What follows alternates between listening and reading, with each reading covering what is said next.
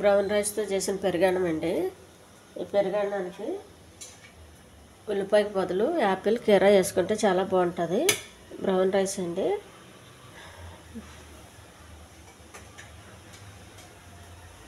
కీరా సగం ముక్క తీసుకోవాలండి, మరీ ఎక్కువ తీసుకోకూడదు. కీరా పొట్టు తీసి శుభ్రం కడిగి చిన్న ముక్కలుగా కట్ చేసుకోవాలి.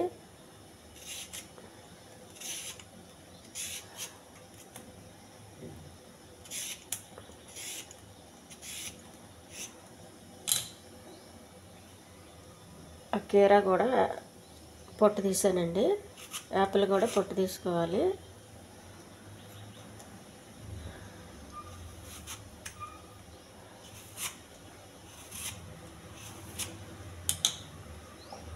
ఈ రెండు శుభ్రంగా కడిగి చిన్న ముక్కలు కట్ చేసుకోవాలండి.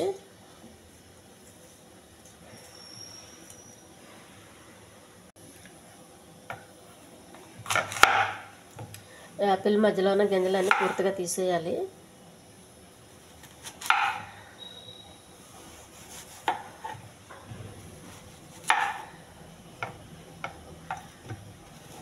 గింజలు వేయకండి, బాగోదు. గింజ తగిలితే మెత్తని పెరుగన్నానికి.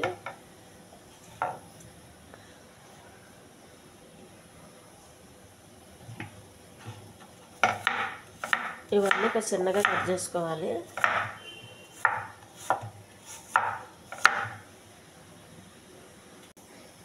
కీరా కూడా చిన్న ముక్కలుగా కట్ చేసుకోవాలండి.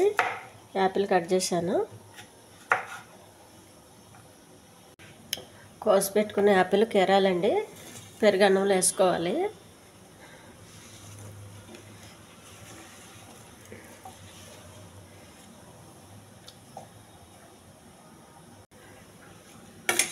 బాగా కలపాలండి. వేసి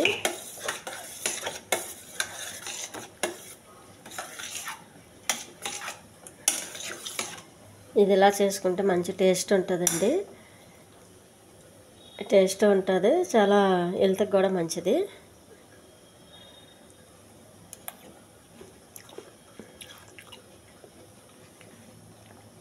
చాలా బాగుందండి.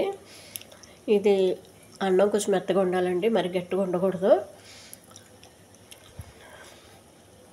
టేస్ట్ అయితే చాలా బాగుంది. పెరుగు కూడా కొంచెం ఎక్కువ వేసుకోవాలి. మనం అన్నం పాలు తోడుపెట్టేటప్పుడు కొంచెం పాలు ఎక్కువ వేసుకోవాలండి.